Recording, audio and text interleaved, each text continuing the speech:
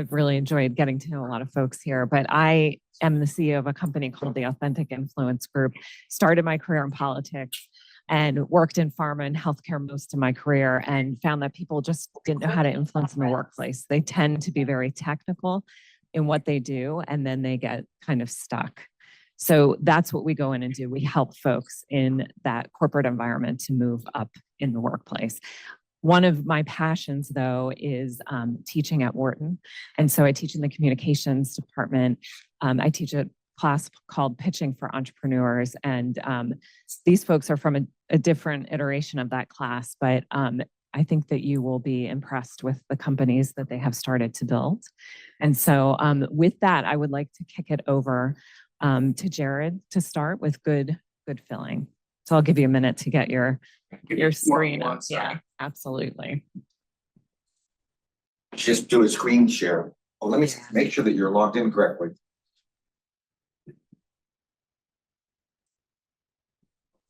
I don't think you're logged in correctly. Hold on. And the rest of you should be able to pull it up as well and just mute yourself out so that you're ready. Jerod, I don't see you logged in. Yeah, I'm getting on right now. Go.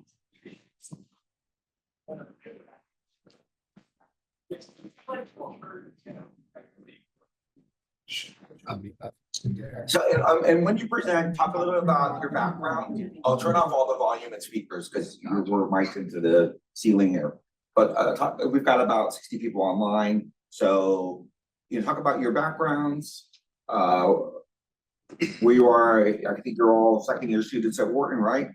So you're going to wrap up your MBAs this year, and then talk about what's interesting about what you're doing. So take about 10 minutes to present. We'll do 5 minutes of Q&A. I'm going to ask the audience to ask them professional questions. I think that the group at Wharton was doing softball questions. I'm not really a fan of that. Doesn't get you anywhere in life.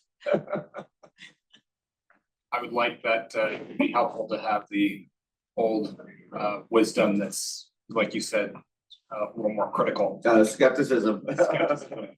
Yeah, it's a good thing. All right. So are you in, Jerod? I am. All right, I see you. Right, I'll pull up your presentation, talk about what you're doing and your background, etc. All right, let me actually.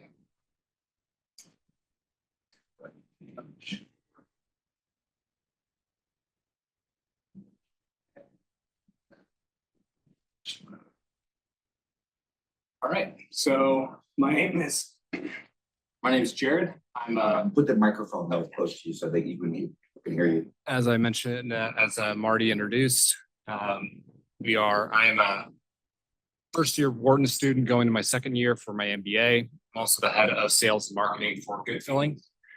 And we make a amenity, innovation with our proprietary technology around refill technology. This is for CPG products. We're talking laundry detergent, dish soap, hand soap, in order to save our customers money, increase convenience, and decrease waste.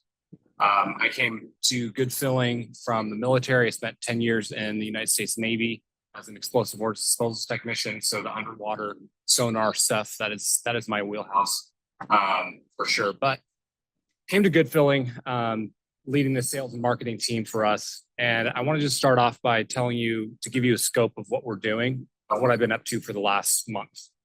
Last week, we were installing one of our new machines at a Greystar property in Boston. I was doing that with our founder, who's in on Zoom, should be here momentarily. And the tenants that we were speaking to that were walking by were thrilled when they found out they had such a convenient amenity for their household goods right where they live. Earlier that week, I took a call from a general manager from a St. Regis property who's looking for a backup solution to refill the toiletry bottles that they use on a daily basis in their rooms. This is motivated not only from an environmental standpoint, but also from a practical standpoint.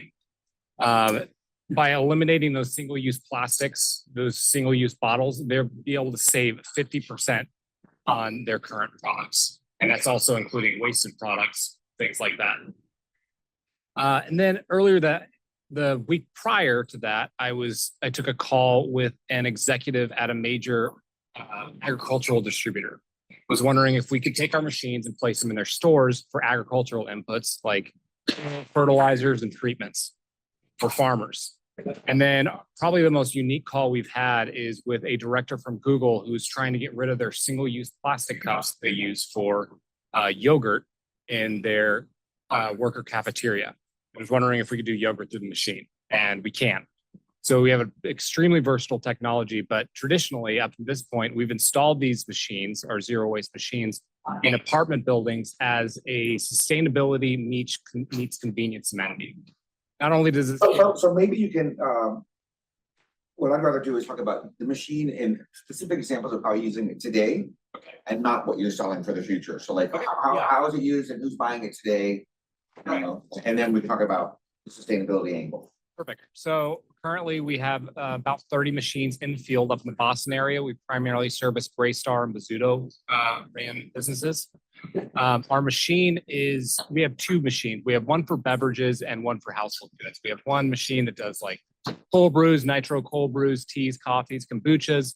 And then we have another machine that is really our bread and butter, which does household goods, laundry detergent, dish soap, hand soap, surface cleaners, but it is also food safe beginning to end.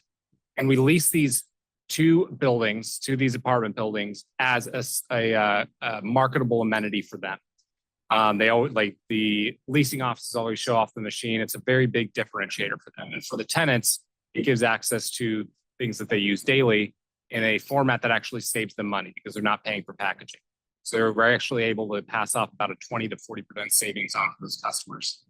And then we have our coffee machine that basically the same thing. Bring your own bottle, bring your own container, tap your card, and refill whatever container you bring and pay by the ounce. It's like a gas station almost. Like, So it's like is it coffee or like coffee ground? it's liquid product. We also are close to developing, but not at this point, for dry goods as well. Okay. So we have that one in the pipe. So this is essentially a dispensing machine? It's a dispensing machine. It's a play on a vending machine. And is that a picture of it in the presentation? It's like, it's in a wall? That's our version 1 machine. We can put it in a wall, but that one actually, it's a standalone unit. We'd like to explore building into these locations as well, but at this point, it's standalone. And that's version 1, what we have fielded and is out and working right now. How much does a machine cost? We would lease that's a 2-unit machine. That would be $400 per month. And then we sell the product on top of that. What's the product? The laundry detergent, dish soap, hand soap. We have a few different partnerships. It could be like Tide, it could be like Dove, Exactly. whatever, any of the name brands. It's liquid agnostic. We could put anything through it. So it has to be sold to a company that can use something like, you're not selling it to the local household. It's apartment buildings. No, we're doing it, and That's yeah, like exactly. defining the market that way. You didn't define the market. So that's something I would question. What is the market? What is the size of the market? Yeah. How? I'll turn it first.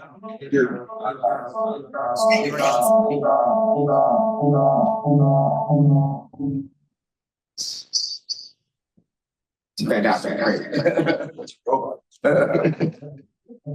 No, somebody has a speaker on and their microphone on. You gotta turn it off. Okay. All right. We back on? Okay.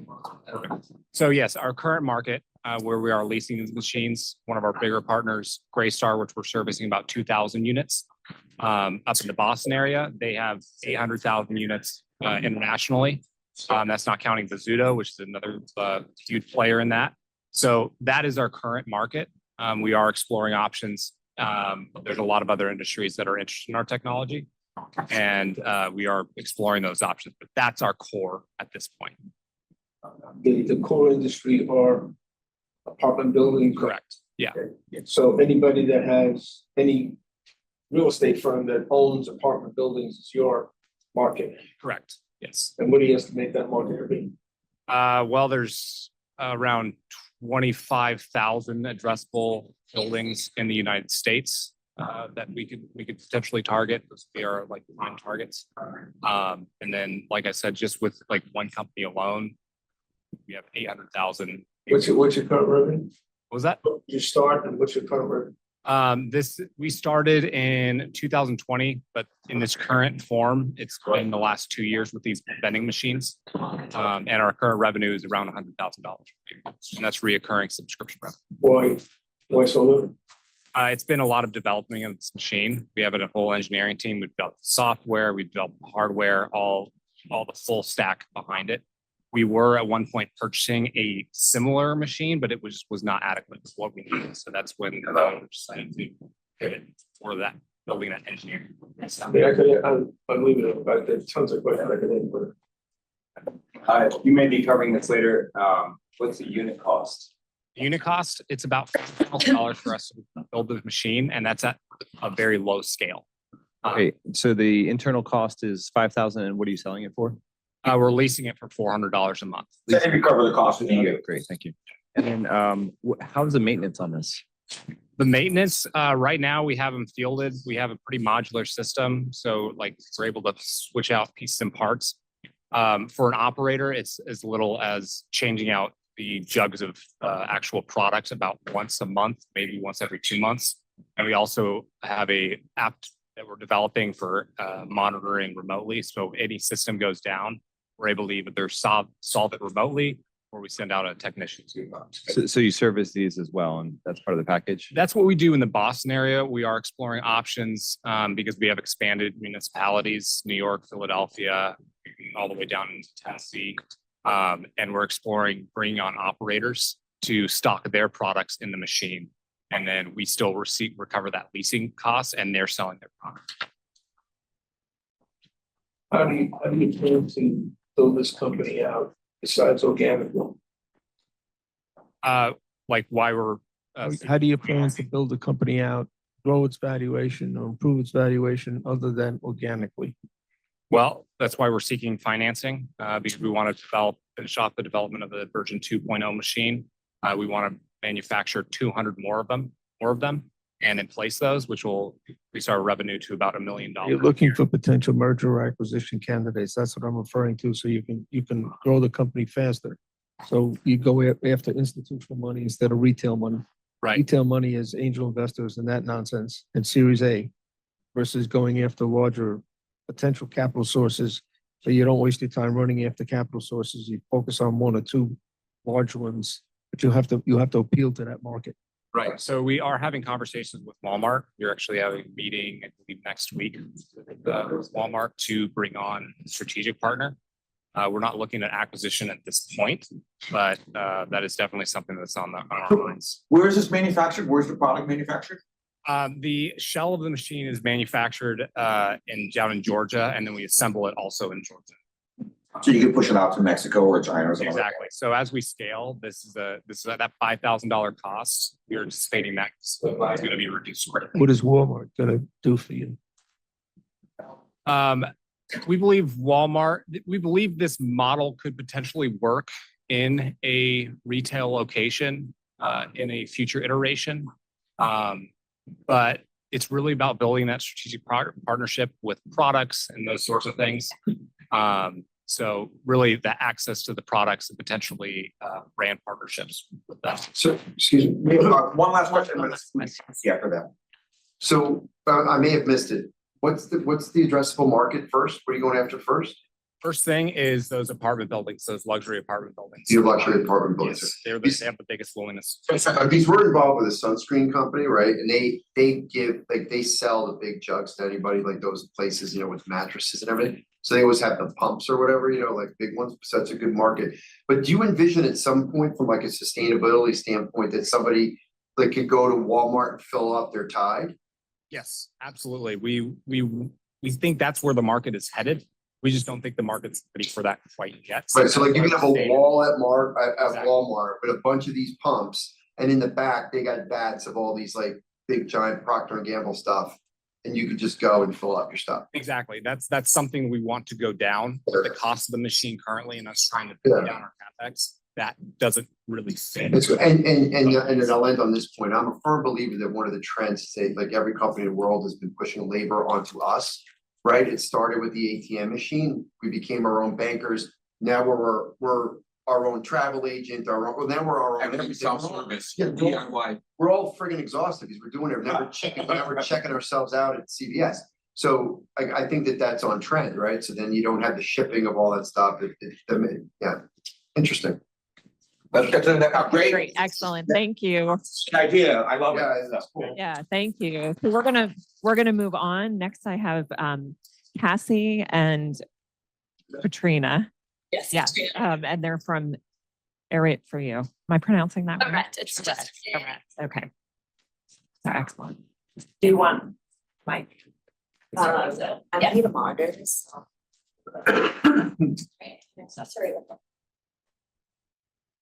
Testing. Guess we'll get started. You want to introduce yourself? Sure. Hey, everyone. So my name is Katrina Iknevichuta. I am one of the co-founders of Arete, and we are very excited to be here today. And I'm one of the co-founders at Wharton, also first-year student right now. Grew up in Shanghai, and my background was in banking and private equity, but met my co-founder through Georgetown undergrad, and we've been building the product for about a year. And our third co-founder is right there in the audience. That's our CTO. Yeah, 15 minutes. Use it wisely. Sounds great. Yeah. So we are a team of three, very aspiring female co-founders, and we bonded over the passion for fashion, efficiency, and solving for an identified problem. And essentially what we realized is that today's consumer journey is search-based and ultimately broken, and it creates a lot of inefficiency for both the consumers and emerging brands. On the consumer side, as a millennial and Gen Z consumer, nowadays, if you want to purchase an item, specifically apparel, you'll have to kind of come up with the idea, go to various websites, search for the item, and scroll through hundreds of SKUs to find something that fits with your style. And that is essentially time-consuming, inefficient, lacks personalization, and lacks uniqueness. On the brand side, especially for emerging brands, they're looking for tech solutions, but they lack the means to engage with cutting edge technology. And they find it very difficult to have their brand stand out and target the right customers. And we all obviously recognize this is a very big industry to tackle. US consumers spend more than $350 billion on online apparel. Within that, $145 billion was spent on fashion e-commerce just within last year. And so we built Arete. We were actually live in the App Store, so you can download us. What we do is we use AI to generate full outfit recommendations for our users based on their individual style preferences, their occasions, and their aesthetics. The more that our users engage on the social side of the app, which is really critical to our product, the more refined their recommendations become. So let's say you go in, you're liking, you're saving, you're engaging with other user closets. Your recommendations that are generated are completely tailored to you. Not only are they tailored to you, they're also shoppable and from emerging designers. So we're not talking about, the Zaras and the fast fashion large retailers that anyone can access. We actually have access to all these amazing brands that are in Argentina, Venezuela, New York, Denmark, Sweden, you name it, Georgia. And what our users can also do is, as they're going through, they're saving looks that they like, they can actually go into their closet and we'll show them what to buy to complete the look. So let's say you have a top, you're going to dinner, you want to dress Y2K, we'll show you what to buy to complete the look. And it's all tailored to you. So it's not just a random search optimization. And for the brands, and I think this is a really exciting part, which is we're creating a turnkey solution for emerging brands. Essentially, with our technology, we take away the hassle of listing and targeted marketing from brands' hands. And once we partner with a brand, our AI technology can auto crop and auto tag every single item Once we partner with the brand, their items are claimed, it sits in our AI library, where each item can be paired with multiple different items to create a full-on outfit. And we make that suggestion to our users for them to purchase. We also make the purchase experience very easy. Users can easily buy and very easy for brands to fulfill. And to me, I think, and to our brands, what they're actually excited about is actually, this product and our platform really increases the visibility for their brand and their items. And it's in two ways. On one hand, every single one item can be paired up with multiple different items, whether it's a brand B's item or someone, or a user's owned item to create outfits. So increase the visibility and exposure of that single item. And number two, with the technology and our understanding of users, we actually, make suggestions based on the user preference. So the hypothesis here is that because we're, making the item suggestion to your targeted user, it increased the conversion to like and to buy that specific item. And if Cassie hasn't mentioned this yet, we actually already increased that conversion from 2 to 3%. So we're definitely on track to starting to prove this hypothesis. As I mentioned, we are on the market. And so some metrics here for you to take a look at. We launched in Q1, but very rough version, right? Like think startup, we're going to iterate, learn from our users, and basically came out of beta about a month ago. We have about 2,000 users right now, 15% week over week growth. We have about 40 brands that are signed with us, which means that they are part of our centralized checkout. Now we get 20%, we increase that number. We get 20% of every sale that we facilitate through the app, and we are starting to charge a monthly fee for those brands. We have about another 40 brands that are actively in the pipeline, and we're increasing that number every single week. Another number on here that I think is really significant is we've been able to achieve all that with essentially $0 in marketing. So we have done a lot of organic activities around New York. We host events, we partner with a bunch of designers, we have all organic social media, we partner with micro influencers in our network. So we do a ton. But for us, we definitely need to take it to the next level. And so that is obviously a piece of that fundraising that we are doing.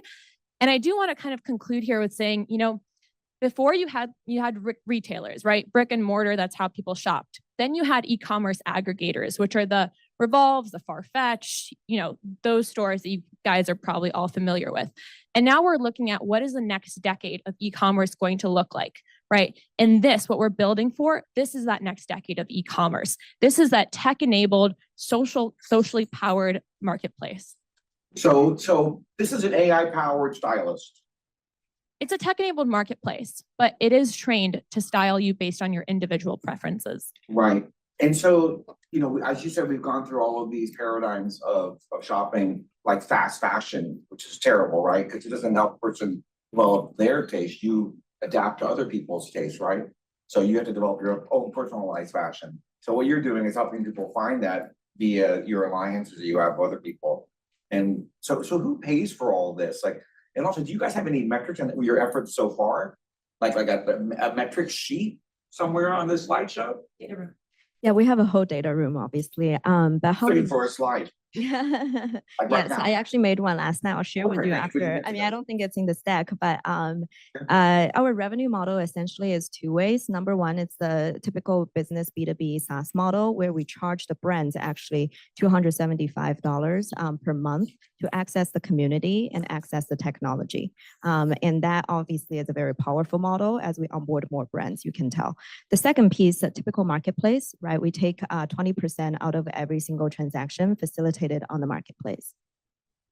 Yeah. I may have missed it. Do you guys do like a body scan first? We are looking to integrate that. Actually, our CTO is in the room, so she can obviously speak to that more. But we're essentially, the way we've been built, it's you can plug and play. So we're talking to a variety of companies that are doing that body scanning and facial scanning technology. So a color chart. Yeah, exactly. To match you, to further enhance the personalization. It's very much on our roadmap, which we're happy to share with you. Is that a slide also? It's a slide. We cut this down to a 3-minute Because presentation. we were told it's a 3-slide. Profit margins, GP, operating income and profit and net. very early stage. So, we are really Planning, forget about it. Just give me what. Yeah, so let's walk through that together, right? It's like your GMV, you take, the transaction or whatever, and then take 20% out of that. And then there's our, just the subscription fee, which essentially there's minimum, I would say, COGS. It's the GP is literally like 20% of your all of your GMV, the transaction money that coming to the marketplace, and then out of that through 275 times whatever, and that's our subscription fee. There's very minimum cost of sales. So that's really just all the cloud we're using and some software. So I would say gross margin is very high from there. Right now, like a monthly burn rate is about like 20K. And that mostly goes into payroll, paying our contracted dev team. My co-founder, Katrina here, she's full-time. There's very minimum marketing. So yeah, we're not really exactly making positive. On a pro forma basis, I would take a look at your annual growth rate on a pro forma. Then I see what your gross profit margin is, et cetera. We're talking pro forma. Yeah. So it's from there, I would get a glean whether I'm looking at 5% net, 2% net, or 20% net. If you guys have a slide and you can pull it up, that would be great. So, so basically the customer pays for nothing outside of the outfits. It's a free app, and we don't handle any of the shipping or any of the returns. We integrate with brand Shopify, which means that all that gets facilitated through them, but the purchases are made within the app. The app is on iPhone only right now? It's on iOS right now, but part of the funding is going to launching a web version and then ultimately transferring into Android as well.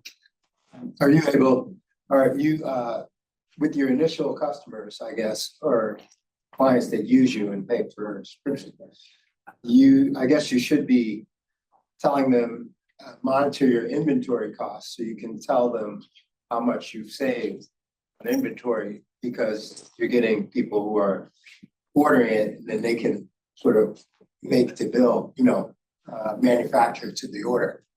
It's very helpful. Same question to the pro forma question. Right now, we're just very early, right? Like all these questions, 100% where we should, be thinking, and that value proposition is definitely there. And I think it's not just inventory costs they're saving; it's marketing dollars they're saving as well, right? And but before we get there, that's why we're fundraising. We need to bring more brands and really build the marketplace for us to be able to collect that data. To raise money. Yeah. And you don't provide the information that the investor is looking for. That's a negative. That says you. That's what I'm saying. If you have a slide that you can pull it up, that would be great. Yeah. Yeah, we have a whole, Just pull up a slide. Just go do it right now. we have a financial model. Yeah. Whatever you have, pull it up. Yeah. We've got 5 more minutes. Yeah, and while you're doing that, actually the question, Brian, is that correct? Yeah. Yes, you're getting at a question about supply chain, which I think is actually really interesting, because with us, as we're recommending not just individual items, but full outfits to users, there's a whole hypothesis of increasing that conversion rate, but there's also the ability for us to provide very nuanced data to some of these emerging designers that are already holding, limited inventory. For them, it helps them actually further monitor and understand what should production look like for the next, 6 months to a year. So there's a whole added layer to what we're building with our technology. And obviously, to get to the goods, you have to kind of start at the beginning and really build out that initial base. But I think it's aligned. Return issue. I think the data could be. We don't handle returns. So we have a 2-week return policy. All of our brands sign on to that in the agreement. Then the brand that facilitates the entire shipping process also handles the return. So we don't have to deal with that. And ultimately, when body scanning technology is integrated, accurate recommendations, hopefully decreased returns as a result as well. My understanding is also that you would be allowed people to go into their closets and show their existing wardrobe. Yeah, you can add, it's a big friction. No one wants to upload their stuff until they're convinced that the product's working for them. Once it's working, you upload 1-2 pieces. Hey, show me what else I can buy. I have all the stuff. So there's definitely, that's a use case. Absolutely. It's already active. Are you able to create a digital avatar of yourself so you can see the clothes on you versus another model? Yeah, 100%. That's the whole idea for the personalization. And part of the funding that we're getting now is going to allow us to get the necessary tech resource to build that out. However, we recognize there are so many startups solving that problem specifically, building, human avatar, 3D body scanning. So our goal is actually not to build it from in-house, but to license one of the best technologies. Yeah. I think Sebastian's question. How are you guys marketing to attract new retail users to the app? Yeah, so 5 basic pillars. Mentioned events. So believe it or not, we've been able to host essentially 25 events in the past 10 months, all for free. We partner with various CPG companies, designers. We host dinners and parties and panels, and it's a great way to build out our initial base. Another piece of that is micro influencers. So our community, naturally, we just, we have a wonderful network of people and individuals in this space in New York. So we've been able to leverage those networks as well, gifting them products, creating collaborated content on Instagram and social media. Third piece is social media, which is TikTok and Instagram, which has doubled in the last couple months on the Instagram following. And then a fourth piece is obviously we have a blog, we have a newsletter, we have a website, very active on there. And then the fourth piece is actually our creator affiliate program. So we have tapped 25 micro influencers. This version launched yesterday, actually. They're able to actually create looks on Arete. Their communities are able to come and discover their styles. Those micro influencers are able to sell their pieces, which get recommended to the right users on Arete in the styler screen. So by actually allowing these creators to make money on Arete, we're expanding our reach and expanding the communities we can tap into. What money Do you guys have a CFO? We're raising 1.5 million. 500K is allocated to angel investors. in the next 2 years? That's 18 months, 1.5.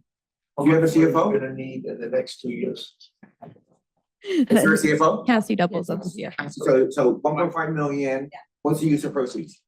User proceeds essentially is we do have a slide on this. Number one, obviously, is a product, a dev team. It will probably increase, back end, front end, and full stack. Our CTO, probably need to onboard and become full time as well.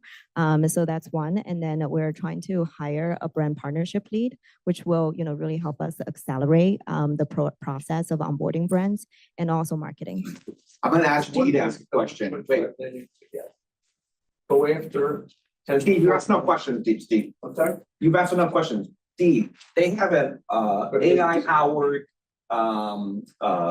stylist, right? So you can show them what's in your closet, and it'll go to the fashion page and pull a fashion for you to wear out to an event. What do you think about that? Any thoughts? Interesting. Are you live now? Yeah, we are. And They've run 20 events, and they've got all kinds of social influencers on social media, and I think the influencers are probably gonna be very helpful. This TikTok thing and all that. Even with initial testing, we've noticed that's our lowest CAC. last question from Chris Mala. What's your valuation on that 1.5 million? Yeah, post money valuation, 10 million. Wow. I think there's a huge opportunity with men's style. We have menswear. You guys should all get on Arete, download today. You'll discover some cool brands and you'll feel great. We did download it, and we didn't think, my wife didn't think there was enough. She was selections. emerging brand. She was looking for the brands that everyone knows. That's She not has the money. You want the emerging designers. You want the ones who are going to be the next decade of the future. Well, I'm not sure that's the sales angle. I mean, you probably should have classics. Yes, exactly. Yeah. These are different age, there's different age groups, right? Right, exactly. And they know where they want to go and this is how they want. Right. They just want suggestions on ways to become more modern. Of course, it's a big market. It's also a competitive market, right? So where the technology is cool, but a lot of people are building it as well. We want to be able to put a specific edge at the very beginning, which is, what we fund is emerging brands. People are looking for Gen Z millennial customers for uniqueness for sure. And then that is where we can find our Arete's edge that nobody else is doing in this market. Do any other women in the audience have a question? Great job, guys. Thanks so much. Brand or the website? Arete. Arete, Arete. Search. What's the meaning of it? It's the Greek word for the highest level of innovation and excellence. Or stop. I thought I was gonna say stop. It has many language meanings. Fantastic. Great job, guys. Thanks so much. Let's move it back. Yeah, we're going. Well. I'll have to look at that. Yeah, Shelly said.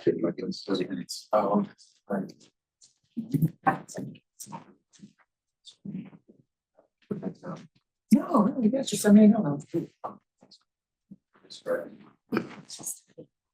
Zach, you want to introduce yourself while you're pulling stuff up? Yeah, absolutely.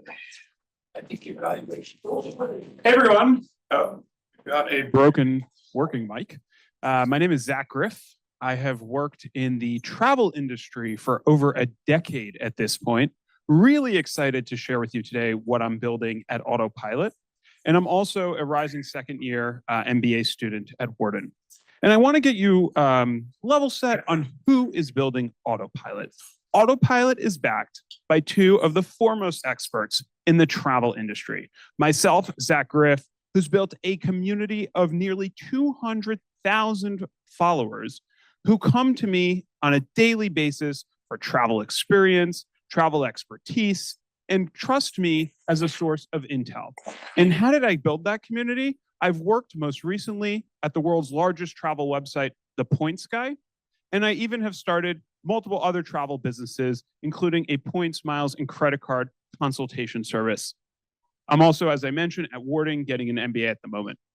I'm working alongside Sam Hollander, who's my co-founder, chief technical officer, who's had nearly a decade of experience building and scaling travel and fintech companies. And as I mentioned, what I hear on a day-to-day basis, I'm out there traveling all the time.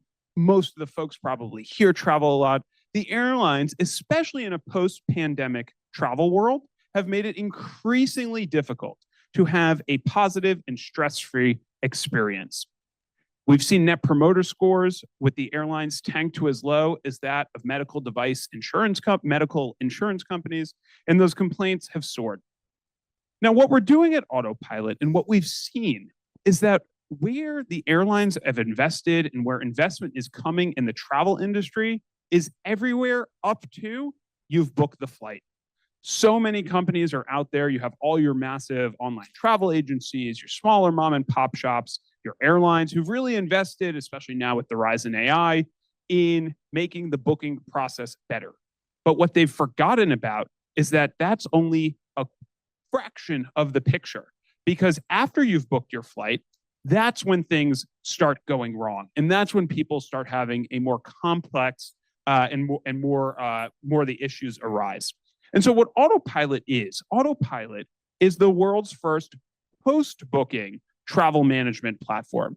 All the other things that go wrong or that people wonder about with their travel experience, that is what we're tackling with Autopilot after you've booked your flight.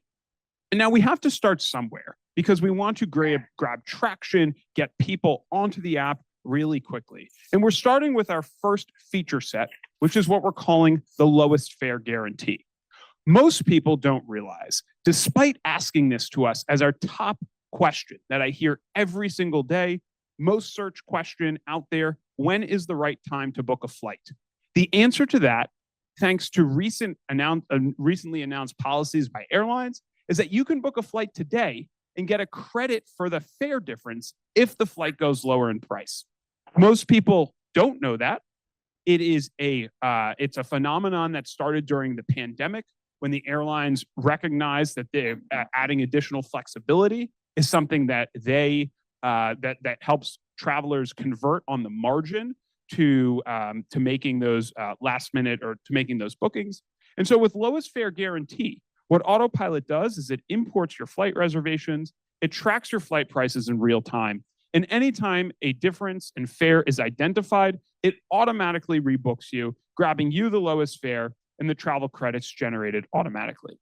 But Autopilot is not just about booking, despite that being the #1 most asked question that we hear in our built-in community and that websites like the Points Guy see on a day-to-day basis. We take care of the entire post-booking travel management solution. Right now, if you're a top 1%, maybe you've got a really fancy travel agency or you're a McKinsey consultant and you have Amex Global Business Travel on speed dial, but there's nothing for everyone else other than waiting in line or spending some last minute money to get someone to fix it for them.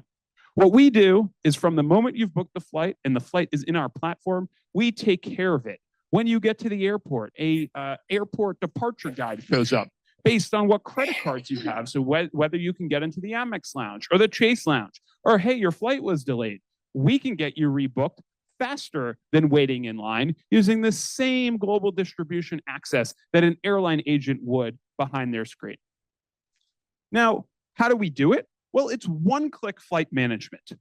You import your flights into the Autopilot platform, automatically imported from email linking, email forwarding. They're also manual importing. And then we start managing your flights using, again, a lot of the tools that your traditional travel agency charges thousands of dollars for, and that requires a ton of time. We automate all of it. Now, how do we start? As I mentioned, we're starting with lowest fare guarantee because that provides immediate value to customers to get them into our platform. We're starting with a revenue share model for the lowest fare guarantee feature, such that we take a percentage of the savings that we generate for you. But as we layer in more of the features to turn this more into the platform, we are going to transition out into a subscription service. And as well, what's really exciting is the B2B2C play here. Because I have contacts at Amex Travel, Chase Travel, Built Rewards. All these companies are really excited in investing in an incredible amount of money in travel. And they're also a great distribution partner because we make the travel experience better. And therefore, their card members and their folks who are booking travel through them are really excited about getting their hands on Autopilot.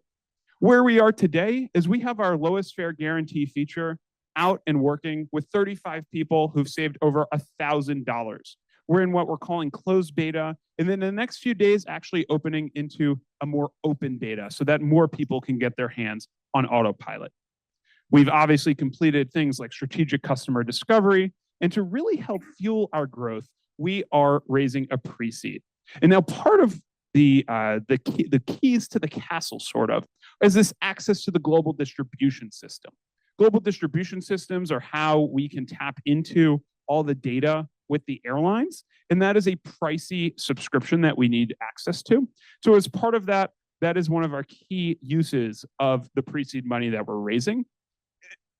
In addition to that, the pre-seed is expected to give us run rate for about 18 months, and will really help us scale past that first 25,000 users that we can easily tap into using the organic growth machine, the built-in community that is already subscribed to the Autopilot platform. Why don't you just convert everybody over? Yeah, no, and that's a fantastic question. That's exactly what we're doing right now, right? So as part of how do we get really quickly acquire users, especially in a B2C play, right? So we're dynamically thinking through strategically the product strategy with a use case that is set it, forget it, and saves you money.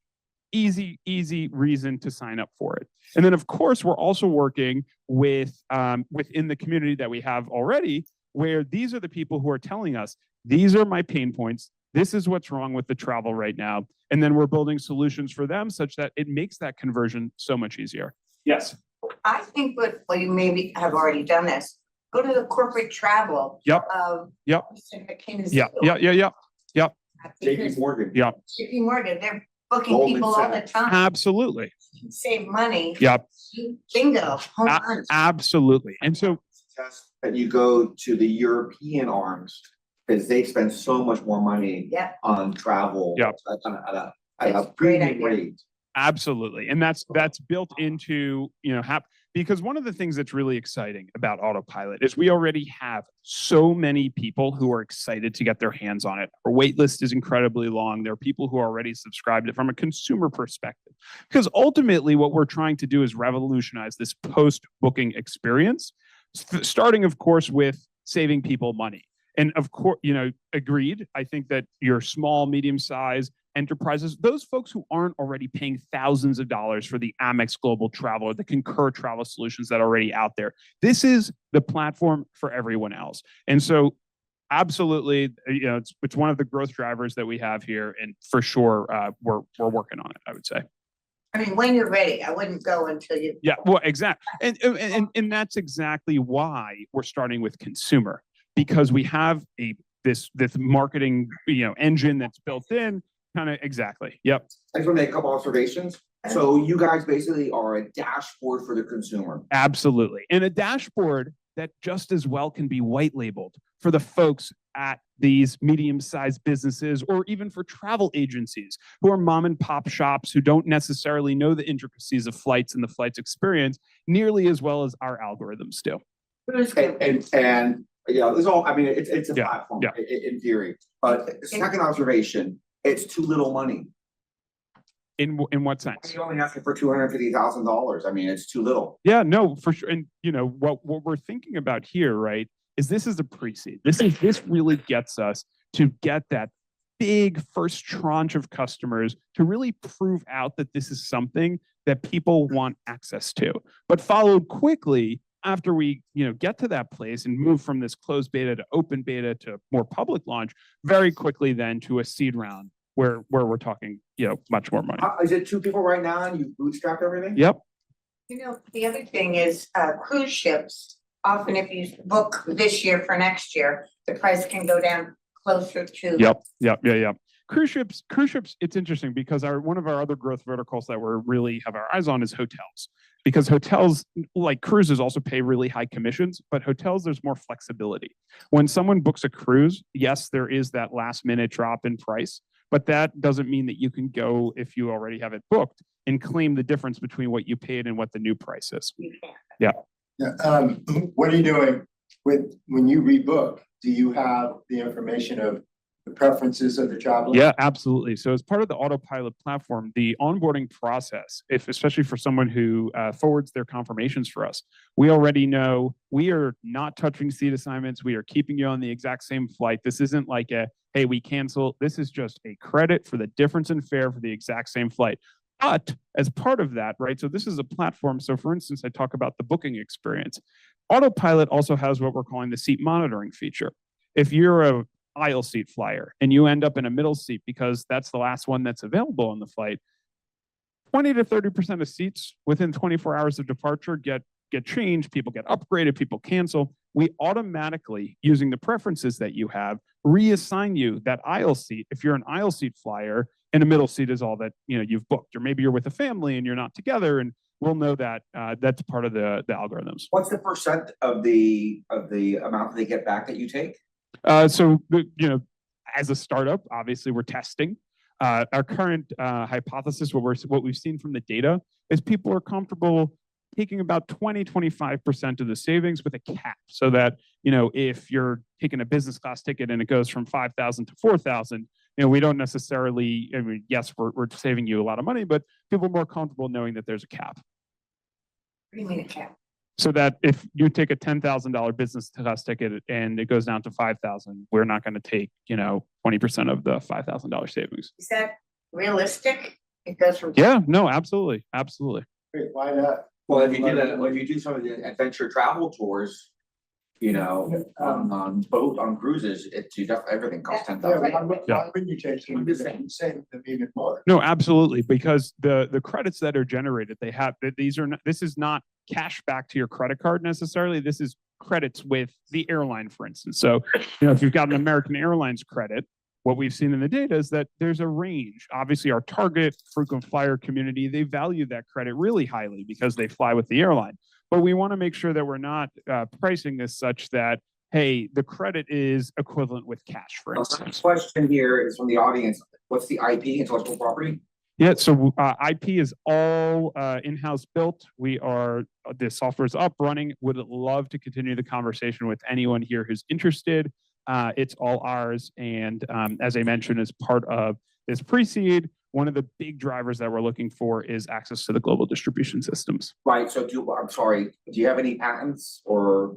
Yeah. So, I mean, it's in its way to being built. And those are things that, as we build it out, that becomes. Do you have an attorney? Yeah, we are working with some ad hoc counsel. Okay. There's a guy next door to you at Bolsonaro who is a pretty good, he's 3 blocks away from. Yeah. Cool. I will introduce you. Thank you. Okay, great. Next, we're up to Rachel. Rachel Lee, CFO For All. Morning. Perfect. Rachel, do you need a microphone? Yes, let me get set up here and then I'll grab the mic.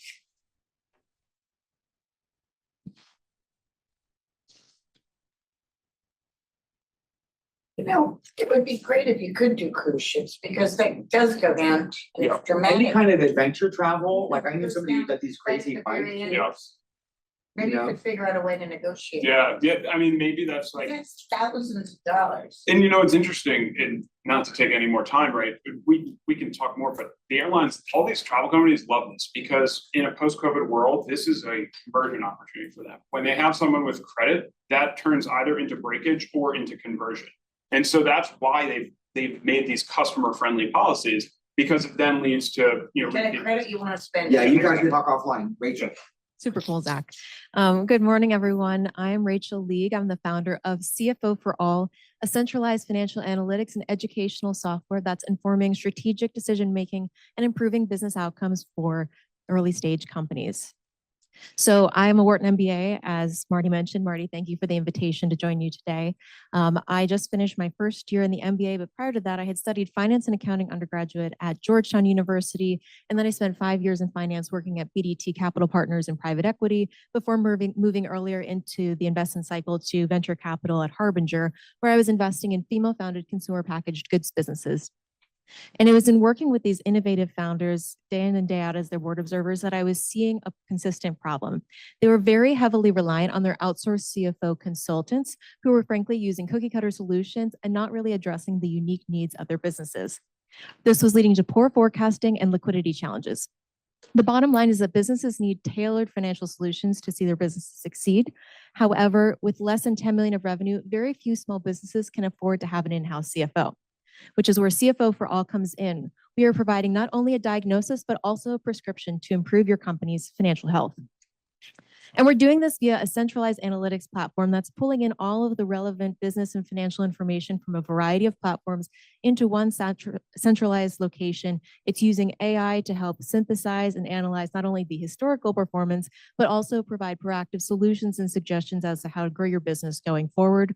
We also have an ed tech element that overlays the platform, which is to upskill the founders as they're using the tool. There's nothing more important than feeling confident about your numbers. And you can sort of think of it a little bit like how TurboTax makes your taxes more efficient, but it's also making you know a little bit more about your taxes by the end of the day.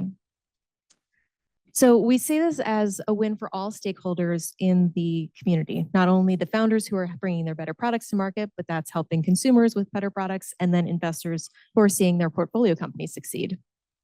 We're super excited to be building in the financial management software space, which is expected to grow at a 20% CAGR over the next decade. And we are first focused on the consumer goods space for a couple of reasons. One, it's an area that I've seen the problem firsthand, have direct expertise in solving these kinds of problems, but also it's a business model that needs unique solutions because it's very capital intensive, very operationally complex. There's a lot for these businesses to be managing. And so we see a real market need here. We think it's a large market, but we also do anticipate eventually expanding the platform into other industries and eventually the broader small business ecosystem. As I mentioned, this tool initially is industry specific, which is going to set us apart from the generalized financial planning and analysis products on the market. Our business model is a tiered subscription model in which we are starting with a basic fee to get users in the door before upselling them to the premium. And we're priced in line with other AI-powered FP&A products on the market and on the low end of what the consumer goods businesses are currently spending on financial resources. In terms of our traction and milestones, we completed extensive market validation in the fall. We've been testing our MVP, and the more fulsome MVP is under development right now. We've also been accepted into 3 non-dilutive accelerators, including Mass Challenge, the largest equity-free accelerator in the country. And we anticipate that once we've piloted our MVP later this year and at launch with a few initial customers, that we will be raising our first pre-seed round in early 2025. So with that, would love to continue the conversation. Feel free to use the QR code to connect with me on LinkedIn or to download a one-page overview of CFO For All. And I welcome your questions, thoughts, and suggestions. Thank you. Pull up the one pager. We can take a look at it. Sounds great.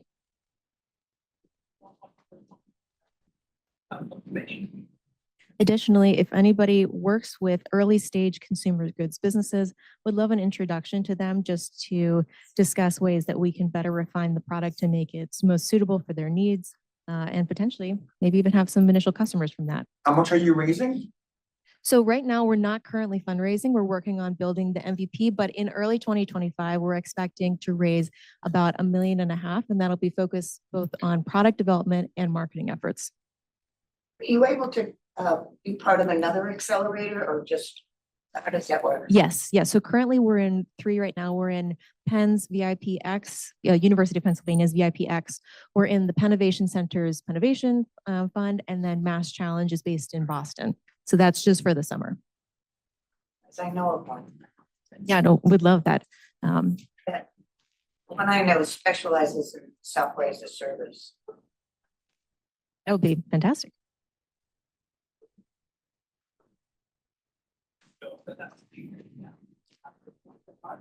So this is up now, this is. Yes, Marty, you So requested. there was a big catastrophe with Silicon Valley Bank because all the startups were putting all their money into Silicon Valley Bank and none of them had CFOs. They just kind of followed a progression that was laid out by SVB. And so you're kind of addressing this problem that people who don't have CFOs are not, they don't understand finance, et cetera. So this is like an AI assistant. Yeah, you hit the nail on the head. What we're trying to do is not only make the process more efficient, but we're really focused on the strategic insights that a CFO would provide, which is why our platform is not only analyzing the historical analysis, but also providing strategic insights and generated action plan, all in natural language. So it's very easy to understand how to actually take your business to the next level. And the EdTech element is important because it's helping to upskill the founders as they're using the tool. So if there's any element of the analysis that they don't understand, there'll be these little tooltip buttons that they can click into and better understand, as well as engaging with a context appropriate AI chatbot. Are there any plans to take on like a QuickBooks and be a replacement? So don't want to reinvent the wheel here. We're less focused on bookkeeping and accounting and more on the inside side of things. So we're integrating with QuickBooks. That's where we're getting the majority of our initial data with the MVP. And we really see this as a product that helps facilitate the actual insights drawn from what you're currently using in terms of your bookkeeping services. Impressive. So right now you've bootstrapped everything. Yes, we've received a few grants from the University of Pennsylvania. How much have you received in grant money? $3,500. It's a start. But we have, if by the end of the accelerator, we make, by the end of this accelerator with Penn, if we make enough progress, we will have an additional $10,000. So How we're big is the making it work. What's the market potential? So within the consumer goods space, that's really our beachhead market, particularly sub 10 million of revenue. And we've sized that there are upwards of 100,000 of those kinds of users. And at our current price point, if we're looking to do the sort of classic 100 million in 4 years, that would mean we would need 8,000, a little over 8,000 consumer goods users at our current price point. But we think that the potential is much larger than that, because after sort of saturating the consumer goods market, we think this could be very applicable to manufacturing, retail, healthcare, other industries, and then to the more generalized mom and pop, broader small business ecosystem. How can you monetize insights? So monetizing insights is something that actually a lot of other FP&A products are trying to do today. So it's not a totally new concept for a consumer to wrap their head around paying for that kind of insight. It's sort of like how they're paying actual consultants to come in, and they're not doing the bookkeeping part of things. They're just saying, here's what's going on with your cash, and here's how you should take the business forward. So I would say in terms of it being a novel idea, it's something people are already paying for. And in terms of it being insight driven, it's very specific to the analysis and the financials of the specific company, which is why it's value added as opposed to generalized, you could Google it advice. Yeah. So in a different way, how can you aggregate all your customer data and capitalize on top of those insights from all your customers? Yeah, I think, and correct me if I'm not getting the question right, but the aggregation of all the data we are going to use to inform our proprietary LLM to better sort of inform future strategic insights for other businesses. And we're careful to protect the financial data so that there's no leakage across, but sort of the more data that we have, the more customers that we have, the better informed our model will be to more refine those strategic insights. I gotta imagine that a lot of people like SBICs and stuff like that would want to buy the data, as well as the state governments, chambers of commerce, et cetera. So like, I had a woman who had started a company and she was Latina.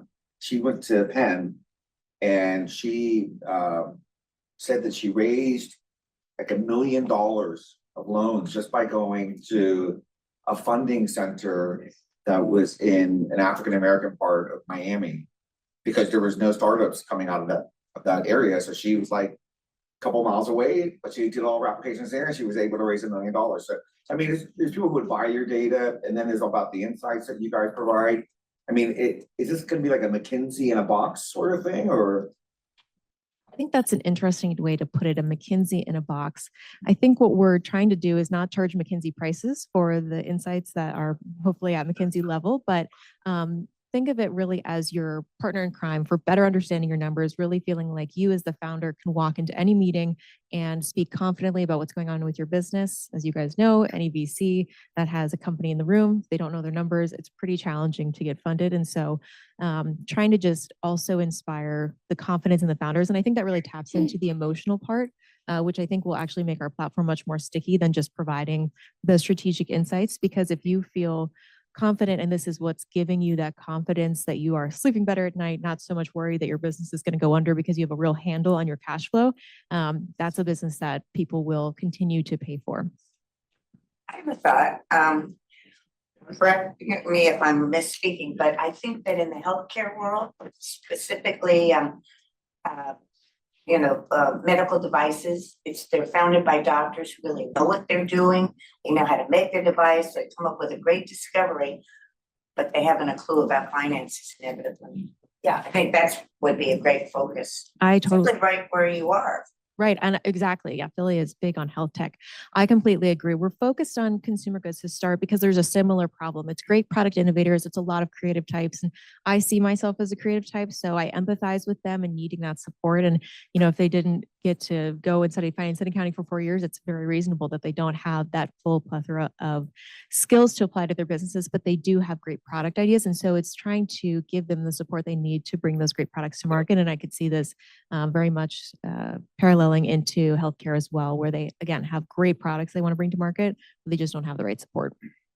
Two questions. One, if you lower the price for entry to more of a yearly instead of that same monthly, and switch the model to taking a percentage of the grant that you can offer the companies based on your insights. So if you connect them to grants or other types of fundraisers and then take a percentage of that, it seems like that would expand the revenue.